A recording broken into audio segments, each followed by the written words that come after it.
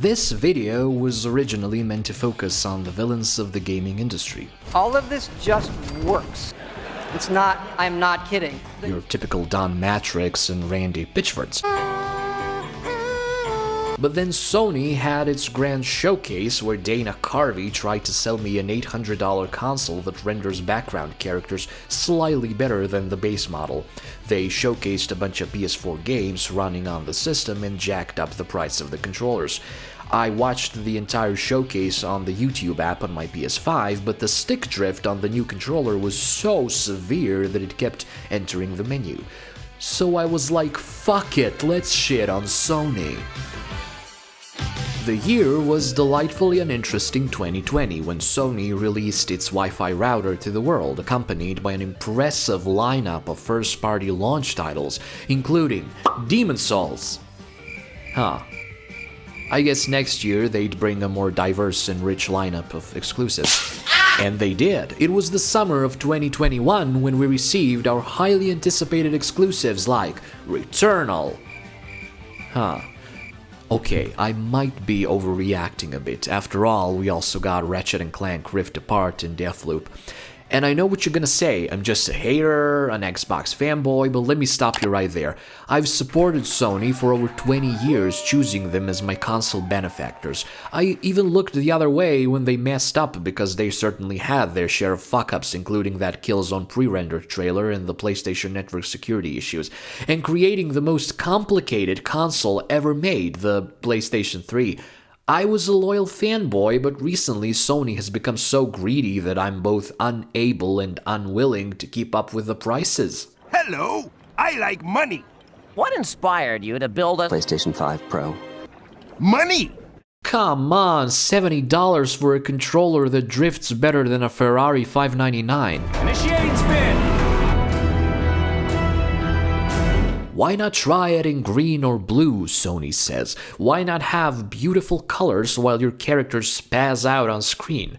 Because drift has no limits.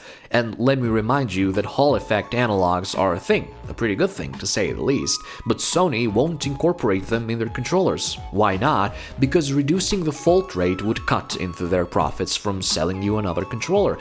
And I tried opening the damn thing to fix it, but to no avail. It's as if someone made it intentionally difficult to take apart, so you'd give up and just buy another one.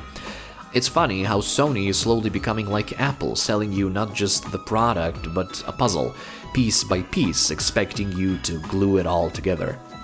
Case in point, whose idea was to sell the stand separately? What makes it worth its own price as a distinct product? It's just metal and plastic. And fair enough, I've seen some people using their consoles without the stand. It can be done, and it works, but without the stand, the console is like me. Severely unstable. And speaking of unstable and insane, what's with all the remasters? I never finished The Last of Us Part 2, it's just too violent for my liking.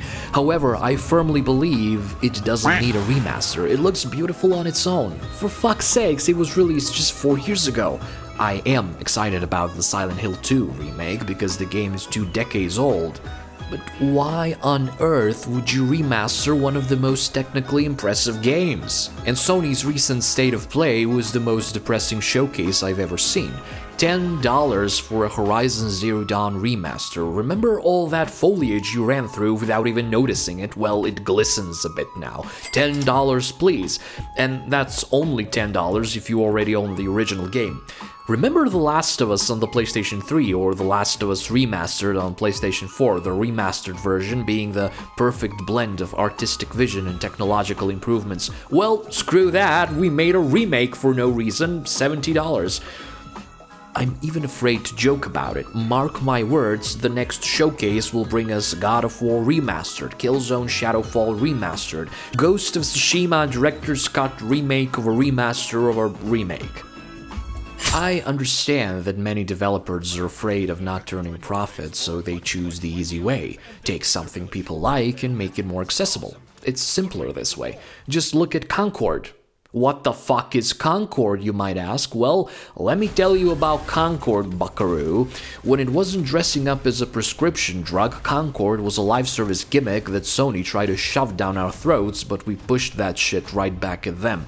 So, Sony realized no one wanted its live service cash cow and pulled the plug on Concord.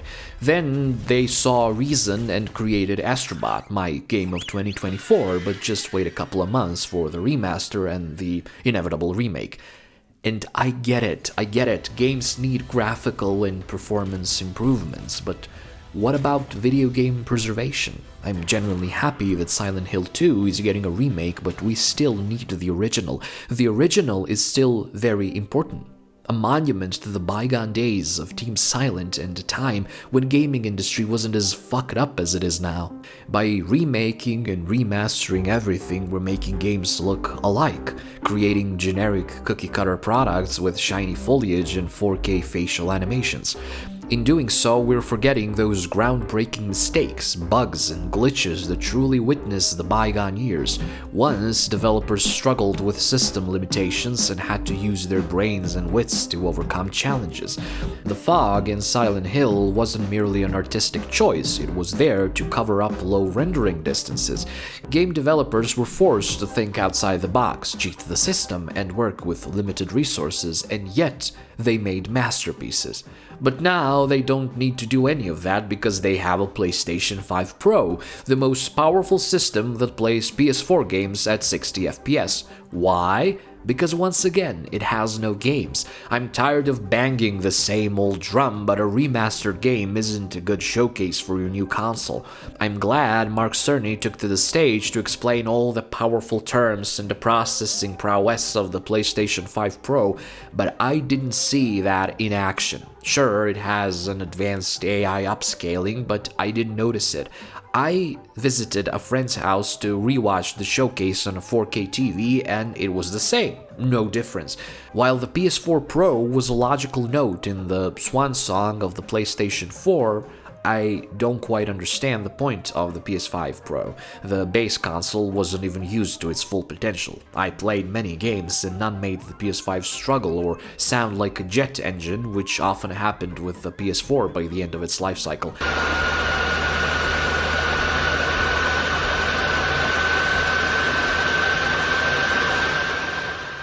I really wanted to see the base model struggle with something so I could justify the existence of PlayStation 5 Pro and its absurd price tag. And sweet baby Jesus, the price tag.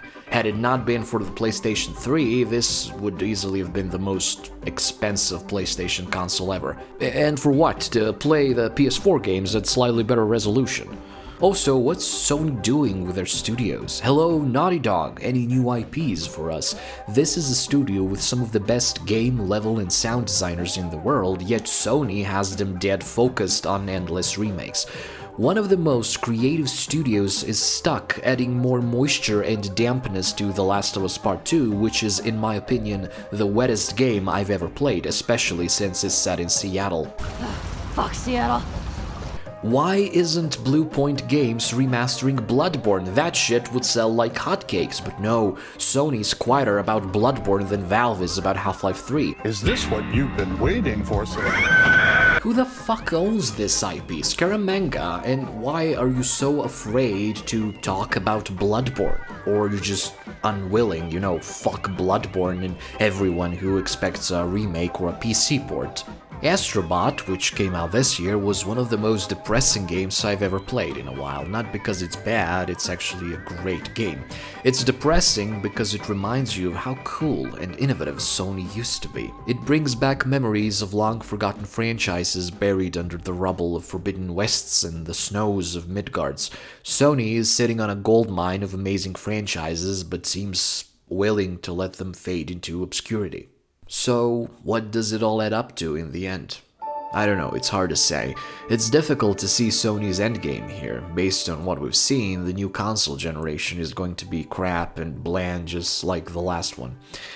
If Sony's vision of the gaming future is to sell us a $1,000 console just to replay endless remakes and remasters while occasionally releasing an overpriced and over-detailed blockbuster, then That's not a perspective I subscribe to. I don't want to be a slave to mindless consumerism. I just want good games on a good system. Is that too much to ask? Get it together, Sony. I still love you. We still love you. But you're a dick.